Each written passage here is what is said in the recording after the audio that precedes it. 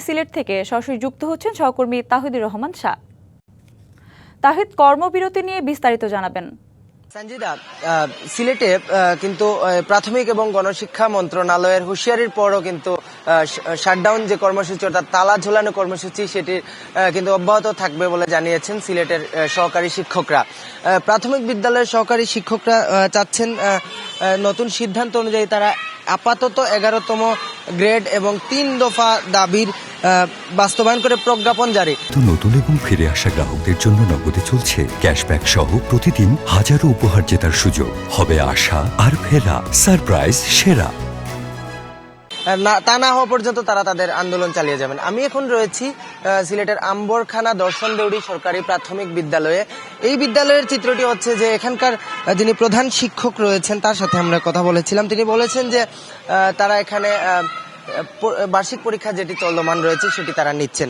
এর পাশাপাশি সিলেটে প্রায় 1500-র মতো সরকারি প্রাথমিক বিদ্যালয় রয়েছে। বেশিরভাগ প্রাথমিক বিদ্যালয়ের সহকারী শিক্ষকরা কিন্তু আজকে তাদের শাটডাউন কর্মসূচি তারা পালন করবেন।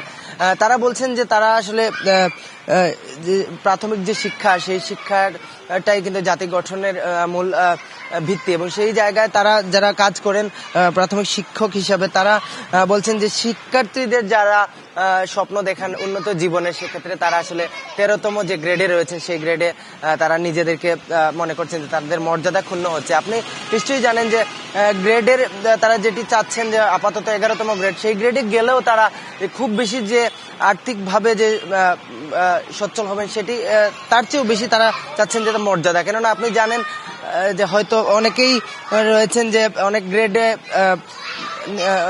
গ্রেড রয়েছে, যেই গ্রেডগুলো বিভিন্ন দপ্তরে আসলে উচ্চ মাধ্যমিক শিক্ষা নিয়েও কিন্তু 10ম গ্রেডে অনেকে চাকরি করছেন। তো প্রাথমিক শিক্ষকদের দাবি তারা মনে করছেন যৌক্তিক, এবং কিছু কিছু অভিভাবকরা মনে করছেন যে আসলে এটি যৌক্তিক, আবার কেউ কেউ মনে করছেন যে শিক্ষার্থীদের এই বার্ষিক পরীক্ষা বিশেষ করে যে সেই সময়টাতে এরকম আন্দোলন না হলেও চলে।